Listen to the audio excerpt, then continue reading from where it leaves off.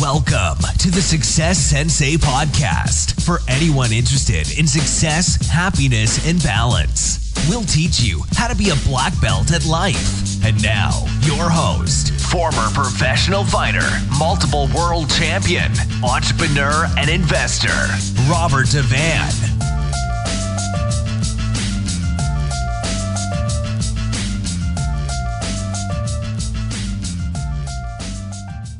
Bowing in. This is Roundhouse Rob, the Success Sensei, helping you to win at life one kick and punch at a time. So today, this is part 2. Did I even mention that last week? Oh, flip, I probably forgot to even mention it.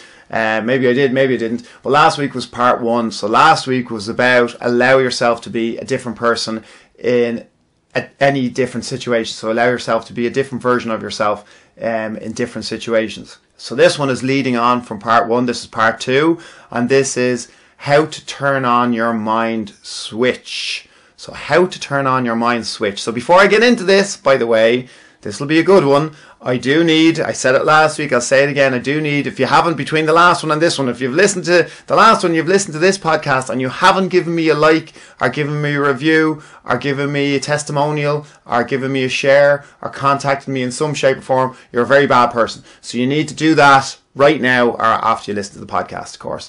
So all input helps. I need all input, obviously, to grow this channel and to keep delivering the content that I'm doing, which is why we're now doing 2 a week. So there is the Friday Blitz will come out every Friday, and this podcast will be out every Wednesday. So thank you for that. By the way, I do answer all communication. So if you send me a message, if you send me an email, if you contact me on Instagram, Facebook, I will absolutely contact you back. So I appreciate it. Negative, positive, it's all super. It's all good. Right. So on to the task at hand. How to turn on your mind switch. So what the hell are you talking about, Robert? Well, basically, your mind switch is if you're going into a situation, something that makes you nervous, something that could give you a lot of fear, how do you get your mind focused so that you don't actually freeze and just stand there and freeze? So this happens in fighting a lot. There are reports of people being very highly trained martial artists, having black belts, having plenty of competitive experience, and then being in a self-defense situation, for example, because they weren't aware of what was going to happen. They were caught by surprise and freezing. Bang! Switch is turned off and they're incapable of turning on that mind switch to be able to deal with the situation. So this is a flaw with mindset, and it's a flaw with training. Being able to turn on your mind switch is very important for business, for work, and for any kind of major decision in your life. A lot of people, sports people specifically, struggle with this one. So a lot of psychologists will teach sports people an actual physical trigger to turn on their mind switch to be able to get their mind into the exact mindset that they need to be able to perform at their highest ability. So the physical trigger is generally matched with an affirmation of I am prepared, something like that. I am ready, I am the best, or I am amazing, or I am, a very physical person. I don't know, whatever. Whatever affirmation works for you, it can be attached to. It could be something like tapping your leg 3 times, tapping your heart twice, hitting your temple, anything at all. It could be whatever helps you, whatever physical trigger. I don't use it. This is not, if it works for you, absolutely you fire away and you do that. I don't use it. Never really worked for me, and I suppose I probably didn't really give it too much of a shot because I felt I didn't need it and I felt it didn't work for me. But if you need a physical trigger, by all means, I just find that it leads into superstition.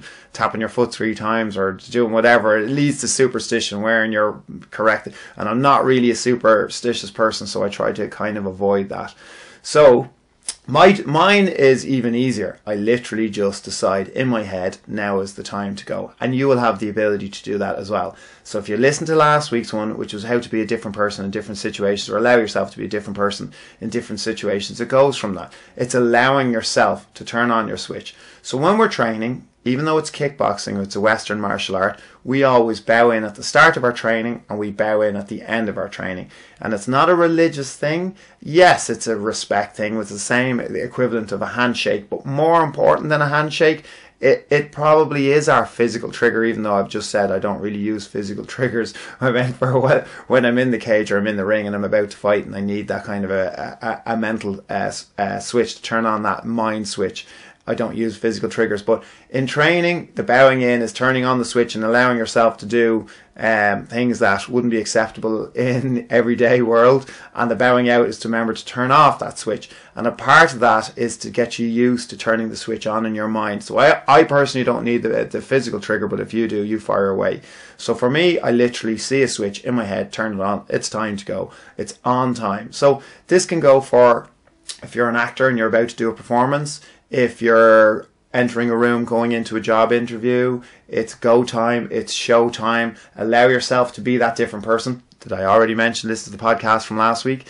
And turn on that switch in your mind so that the best side of you is going to go forward. Sure, you're going to be nervous. Of course you're going to be nervous. Of course you're going to be fearful. If you weren't, you wouldn't need to turn on your mind switch. You could just handle it with your everyday frame of mind. You need to quieten down your conscious thought and you need to fire forward. Once you've done your due diligence, you've done your homework, you've done your overthinking, you've done your analytical strategy, you've broken things down, you've overthought about everything, and it's the time, and you've made your decision. At that stage, you need to turn on the switch and just progress forward. If you don't, you'll be stuck in the analysis paralysis, which I talked about in a previous podcast.